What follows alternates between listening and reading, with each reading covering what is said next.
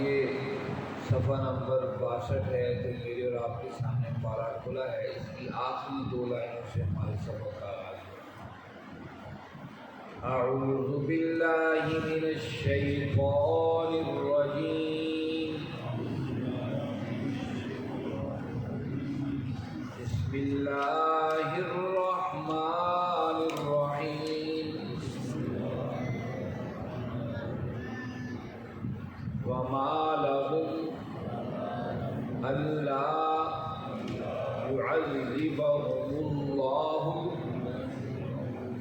وهم يصدون عن المسجد الحرام وما كانوا أولياءه إن أولياؤه إلا المتقون ولكن أكثرهم لا يعلمون. وما كان صلاتهم عند البيت إلا مكاء وتصدية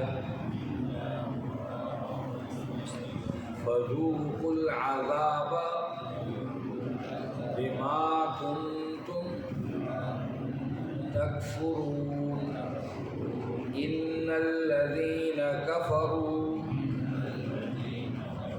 ينفقون أموالهم ليصدوا عن سبيل الله فسينفقونها ثم تكون عليهم حسرة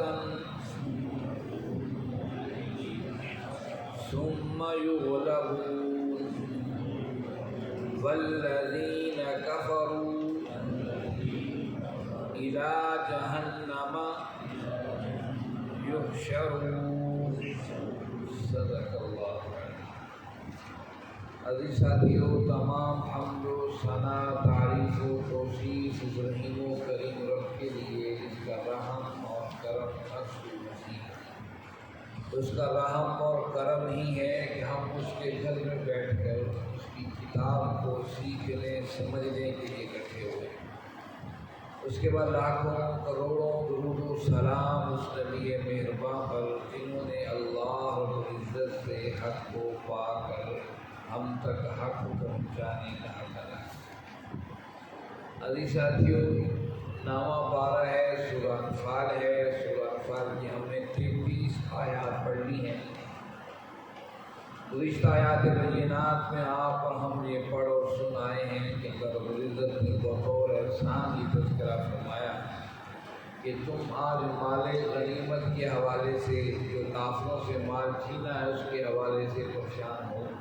ذرا پیچھے تسلسل کے ساتھ ماضی کو دیکھو کیا کیا حالتیں نہیں ہیں. پہلے یہ تذکرہ کیا کس طریقے سے اللہ کے نبی صلی اللہ علیہ وسلم کے بارے میں کیا منصوبہ بندیاں ہو رہی تھیں.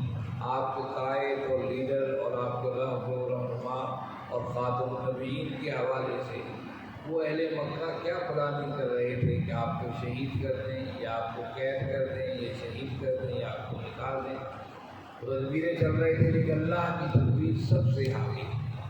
یعنی تم لوگ اللہ کی تدبیروں پر غور کرو اور وہ وقت بھی یاد کرو کہ جس وقت آج یہ قرآن کی دعوت دے کر تم کھڑے ہوئے اور اسی کے بل بوتے پر تم نے اپنے سے کئی گناہ پڑے 3 گناہ پڑے دشمنوں کو شکست دی ہے.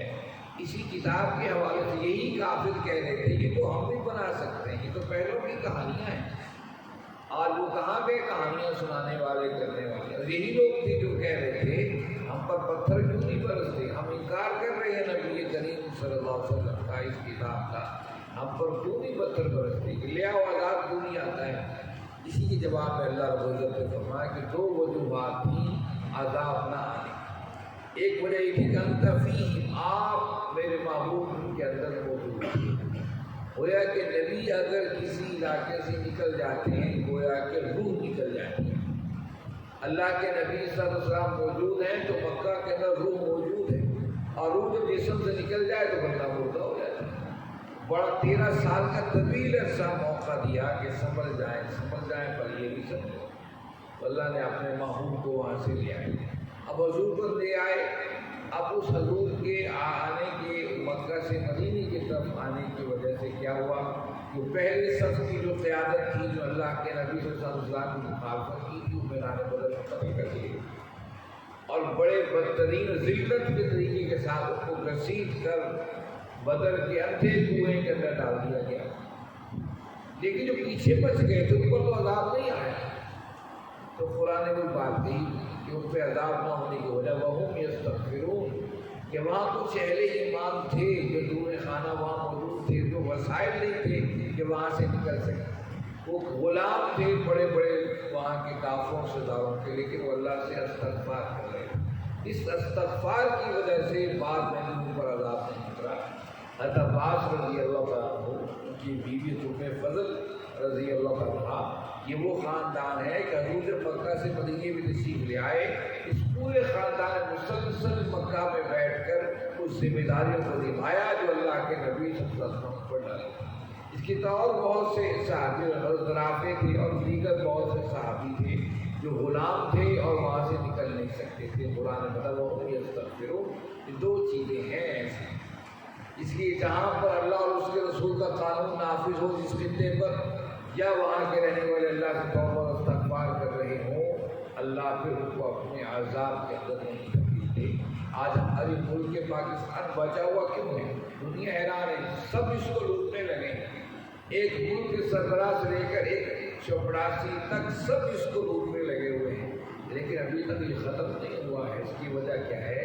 یہاں پر مساجد ہیں، مدارس ہیں، اللہ اور اس کے رسول کے نام لینے والے لوگ موجود ہیں۔ اگرچہ دنیا مخالف ہے ملک کے مدارس کی، لیکن دیکھیے جہاں جہاں پر مدارس موجود ہیں وہاں اللہ کی رحمتیں ہیں۔ یہ بچے، یتیم بچے جو پڑھتے ہیں اللہ کا قرآن، اس سے معاشرے کے اندر خیر پیدا ہوتی ہے۔ ہم جنہیں بڑی تنگ نظری سے دیکھتے ہیں، ہو سکتا ہے ان کے سبب سے اللہ نے ان بستی والوں پر اپنے عذاب کو روک رکھا ہو۔ یہ معمولی بات ہے، بہت بڑی بات ہے۔ اس لیے اللہ نے ہمیں دو وجوہات کی بنا پر عذاب نہیں کیا گیا۔ آئیے اگلی آیات میں دیکھیں، فرماؤ باللہ من الشیطان الرجیم وَمَا لَهُمْ، اور کیا ہے اللہ يُعَذِّبُهُمُ اللَّهُ کہ اللہ ان پر عذاب کیوں نہ بھیجے، وَهُمْ يَصُدُّونَ عَنِ الْمَسْجِدِ الْحَرَامِ کہ وہ روکتے ہیں لوگوں کو مسجد حرام سے، وَمَا كَانُوا أَوْلِيَاءَ اور وہ اس کے متولی نہیں ہیں، ان اولیاء اور یہ کہ اس کے متولی الا المتقون متقی لوگ، ولیکن لیکن اکثرهم میں سے اکثر لوگ لا یعلمون جانتے نہیں۔ اب دیکھیے ہمیشہ سے یہ تصور رہا ہے، کوئی بھی مذہبی تحریک دنیا میں اٹھی ہو یا کوئی بھی نبی کے ماننے والے اٹھے ہوں، جب تک وہ نبی موجود رہے یا چند سال موجود رہے تو بہت لوگ، سارے اکثر لوگ سیدھے اور صحیح راستے پر رہتے ہیں۔ جو وقت دور ہوتا چلا جائے چند مذہبی رسومات کو ہی سب کچھ سمجھ لیا جائے۔ آپ بدھ مت کو دیکھ لیجیے، بدھ مت کا مذہب جو گوتم بدھ سے آغاز ہوا ہے، آپ ذرا اس کی ہسٹری پڑھ کے آج موجودہ دور میں دیکھیے کہ ہاں درخت کو کاٹنا جرم ہے، کسی کو مارنا جرم ہے، حتیٰ کہ وہ کہتے ہیں کہ سر سے جو نکال کے مارنا بھی جرم ہے، کہ یہ تو اللہ کی مخلوق ہے، اس کا قتل کرنا، اور سارے انسان برابر ہیں، کوئی بڑا چھوٹا نہیں ہے۔ یہ ان کے ہاں آج بھی بنیادی تصور موجود ہے۔ یہ جو بنیادی دو باتیں ان کے اندر موجود ہیں، یہ بتاتی ہیں کہ یہ واقعی کسی نہ کسی نبی کے ماننے والے تھے، کیونکہ جتنے بھی نبی آئے ان کی دعوت کے اندر جہاں توحید اور رسالت اور آخرت کی بنیاد تھی، وہاں یہ دو باتیں بھی موجود ہیں، کسی انسان کو قتل نہ کرے، کسی کو نقصان نہ پہنچاؤ، دوسرا سب انسان برابر ہے، کوئی بڑا اور چھوٹا نہیں ہے۔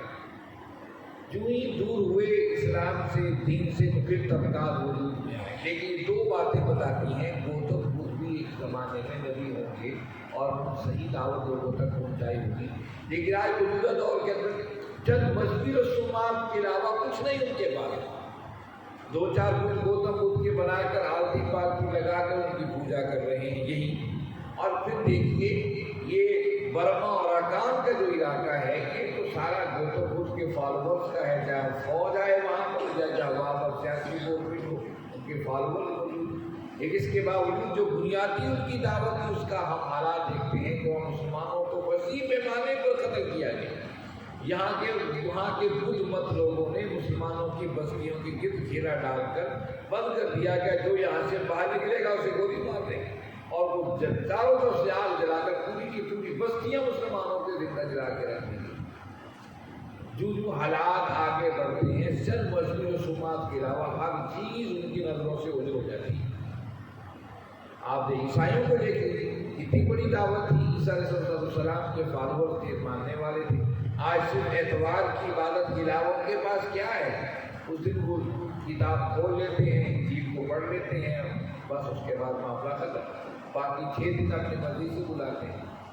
ہم اپنے آپ نہیں کہتے دیکھیں کہ ہم نماز پابندی سے پڑھتے ہیں, معلوم روزے پابندی سے رکھیں گے, حج عمرہ کی پابندیاں کریں گے, لیکن ہماری عام زندگی, ہماری گھریلو زندگی, ہمارے معاملات, ہماری تجارتیں, ہمارے کاروبار, ملازمتیں, وہاں پر ہمیں کہیں سلام نظر نہیں آئے.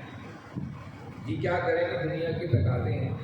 مسجد کے اندر رب کے تقاضے نبھا رہے ہیں, روزے میں رب کے تقاضے نبھا رہے ہیں, حج پر رب کے تقاضے نبھا رہے ہیں. جب ذاتی معاملات آتے ہیں, یہی وجہ ہے کہ یہی حالت خانہ کعبہ کی. یہاں تو ابراہیم آئے تھے جنہوں نے اللہ کے حکم پر اپنے بیٹے اسماعیل کو ذبح کرنے کی چھری اٹھا لی تھی. یہاں پر اسماعیل آئے تھے جو اپنی پوری عملی زندگی خیر کے ساتھ گزار کر آئندہ نسل کو سبق دیا تھا کہ رب کا گھر جو ہم بنا رہے ہیں, جو ہم نے بنایا ہے, اس کی بنیاد یہ ہے کہ لوگوں کو اللہ کی بندگی کی طرف بلایا ہے. لیکن آج حالات و واقعات کے تقاضے کے ساتھ 2 باتیں ہمیں سمجھ جائیں. ایک یہ کہ سارے خدا جو 360 بتوں کی شکل میں تھے انہیں کعبے کے اندر رکھ دیا جائے, اور اس کے علاوہ ان کے خیال یہ تھا کہ ہم چونکہ اسماعیل کے اولاد ہیں, ابراہیم کے اولاد ہیں, اس لیے اس گھر کی سرپرستی ہمارے ذمہ, ہم جو کچھ چاہیں کرتے رہیں. وہ ساری ابراہیم علیہ السلام کی دعوت اور ساری اسماعیل علیہ السلام کی زندگی جو قربانیوں پر مبنی تھی, جو اللہ اور اس کے رسول کے تعلق کے ساتھ جڑی تھی, وہ چند مذہبی رسومات کی سمٹ کر آ گئی تھی اور ان کے پاس کچھ نہیں تھا. اللہ یہی بات یہاں پر کہی, وما لهم الا يعذبهم, اللہ انہیں کیوں نہ عذاب دے. یہ 2 وجوہات سے عذاب رکا ہوا ہے. وہ کہہ رہے تھے شروع میں آپ نے پڑھا ہوگا, ابھی اتنا بھی عذاب نہیں. یہ آیت نمبر 32 میں ہم نے پڑھا ہے کہ ہم پر عذاب کیوں نہیں آتا. اللہ نے بتایا 2 وجوہات کی بنا پر. ایک حضور موجود ہے, اب حضور صلی اللہ علیہ وسلم مدینہ تشریف لے کر چلے گئے, اور اب یہاں پر اہل ایمان ہے جو اللہ سے توبہ و استغفار کر رہے ہیں, اسی سے عذاب نہیں آ رہا. پھر اللہ جواب دیا, وما لهم الا يعذبهم, اللہ کیوں نہ عذاب دے. وهم يصدون عن المسجد الحرام, کی پابندیاں لگا رکھی کہ مسجد حرام میں فلاں داخل ہوگا اور فلاں نہیں داخل ہوگا. انہوں نے اپنے جو ہے چاہیے, حالانکہ اس کے بعد اذن الحج, ابراہیم علیہ السلام کو اللہ نے حکم کیا تھا آپ کھڑے ہو کر تمام دنیا انسانیت کو حج کی طرف بلایا. اذن الحج, آؤ حج کی طرف اللہ کے رب کے گھر کی زیارت کے لیے. لیکن لوگوں یہ سن دور آئے سے حرام پابندی لگا دی, یہ نہیں داخل ہو سکتے, یہ داخل ہو سکتے, یہ نہیں داخل ہو سکتے. یہ کیا تماشا ہے؟ وما کانوا اولیاء, اللہ نے کہا اصل میں اس کے متولی یہ لوگ نہیں ہیں, اس کے سرپرست یہ لوگ نہیں ہیں خانہ کعبہ کے, صرف چند رسومات میں بنا لی ہیں. ان اولیاء المتقون, اصل اس کعبے کی جو متولی ہیں, جو سرپرست ہیں, متقی لوگ, اللہ سے ڈرنے والے. لیکن اکثر لوگ اس بات کو جانتے ہیں. وما کان صلاتهم, نہیں ہے ان کی نماز, عند البیت, اللہ کے گھر کے پاس, الا مکان, مگر سیٹیاں, والتصدیۃ اور تالیاں, فذوقوا العذاب, بچکھو عذاب, بما کنتم تکفرون, جو تم کفر کر رہے ہو.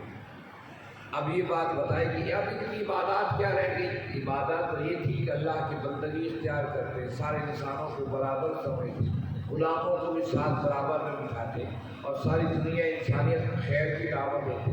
لیکن لوگوں نے سمجھ لیا کہ بس چند رسومات کا نام عبادت ہے. اور وہ رسومات کیا تھی کہ جب گھر کے پاس, رب کے پاس جاؤ تو نماز ادا کرو. نماز کیا ہے؟ اللہ سے قرب کا ذریعہ ہے. نماز یاد رکھیے اللہ سے قرب کا ذریعہ ہے. آپ ہم جب نماز پڑھنے آتے ہیں اس کے لیے کہا وضو کر کیا, ویسے بھی اٹھا کر نہ آ جاؤ, کیونکہ جس پاک ہستی کے سامنے, اس پاک شخصیت سے قرب حاصل کرنا ہے وہ پاک ہے, تو میں بھی پاک ہو کر اس کی بارگاہ میں جانا ہے. کوئی بتائیے کوئی وضو کے بغیر کوئی غسل فرض و غسل کے بغیر آ کر نماز پڑھ لے، ایسا قطعی ممکن نہیں۔ اگر کوئی ایسا کرتا ہے تو بدترین گناہ گار۔ یہ مذہبی رسومات میں ہے، اس کو اپنا لیا تھا۔ یہ صلاۃ کا مطلب ہے کہ رب کے تعلق کو قائم کرنا، تو وہ تعلق اللہ سے کس طرح قائم کر رہے تھے؟ سیٹیاں بجا کر اور تالیاں بجا کر۔ اللہ نے کہا یہ عجیب کی عبادت ہے، جب کعبے کے پاس آتے تو سیٹیاں اکٹھے ہو کے بجاتے اور تالیاں پیٹتے، یہ ان کی عبادت کا رنگ اٹھا۔ اور یہ عبادت کا رنگ آپ دیکھتے ہیں ہندوستان کے ہندوؤں کے پاس بھی وہی عبادت کا رنگ ہے، وہ بھی سیٹیاں بجاتے ہیں اور تالیاں بجاتے ہیں۔ وہ کل کا مشرک بھی اور آج کا مشرک بھی، اس میں فرق کوئی نہیں ہے، عبادت کے لحاظ سے بھی، معاملات کے لحاظ سے بھی اور مذہبی رسومات کے لحاظ سے دونوں یکساں ہیں۔ اس سے اللہ کے نبی صلی اللہ علیہ وسلم نے ہندوستان کے خلاف جنگ کو تغزو ہند، غزوہ ہند قرار دیا ہے۔ انشاءاللہ اس پر تذکرہ ہوگا۔ یہی بات ذہن میں رکھیے کہ ان کی عبادات جنہیں دنیا کا قائد بننا تھا، دنیا کی رہنمائی کرنی تھی، آج ان کی عبادت اللہ سے خود کا ذریعہ سیٹیاں اور تالیاں رہ گئی تھی۔ اللہ نے کہا فذوقوا العذاب بما کنتم تکفرون، وذوقوا عذاب، تو تم اللہ سے کفر کر رہے ہو۔ آج ہم بھی مذہبی رسومات کو ہی سب کچھ سمجھ بیٹھے ہیں، دیگر معاملات کو ہم سمجھتے نہیں کہ ہوتا رہے گا، ہو جائے گا۔ نہیں، یاد رکھیے جو یہ دین ہے زندگی کے سارے شعبوں پر حاوی ہے۔ اس طرح مسجد کے اندر سنت و فرائض ہیں، اس طرح میرے گھر کے اندر، میرے کاروبار اور تجارت کے اندر سنت اور فرائض ہیں، ان کی بھی جستجو اور تلاش کیجیے اور اپنی زندگی کو اس خیر کی طرف لے کے جائیے، پھر معاشرہ خیر کا راہ بنے گا۔ اللہ رب العزت سے دعا ہے، اللہ رب العزت آپ ہم سب کو سمجھنے، اس پر عمل کرنے کی توفیق عطا فرمائے۔ وآخر دعوانا الحمد للہ رب العالمین، والصلاۃ والسلام علی رسول اللہ۔